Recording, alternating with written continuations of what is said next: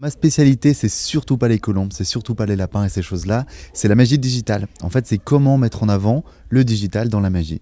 Et ben, via un iPad, je vais pouvoir utiliser les logos de mes clients, je vais pouvoir faire apparaître des objets comme un stylo, comme des paquets de cartes, faire apparaître tous les objets de la magie dans un iPad et mélanger les deux pour faire un tour de magie digital. C'est plus moderne parce qu'on utilise un iPad. Et quand on pense à un magicien, on va tout de suite penser aux colombes, on va tout de suite penser au cap.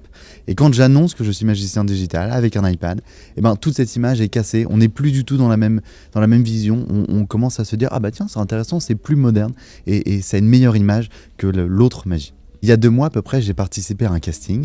Et pendant ce casting, on était plusieurs artistes à présenter nos magies. Magie, chant, humour, un peu tous les arts différents.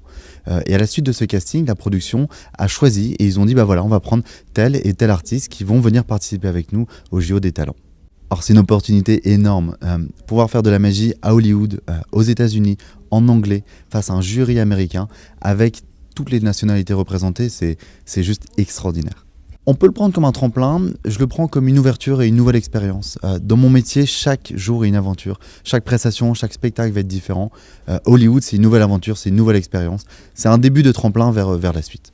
Ce qui est étrange, c'est que indirectement, je me prépare depuis très longtemps à ce genre de concours. En fait, après mon bac, je suis parti vivre 1 an aux États-Unis. J'ai appris la magie en anglais.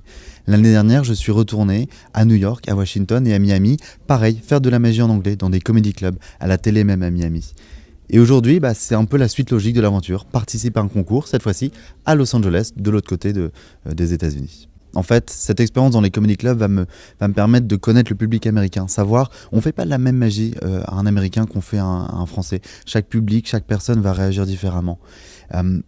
Le comedy club m'a appris à faire de la magie sur scène en anglais. Être à l'aise en anglais, c'est pas toujours facile.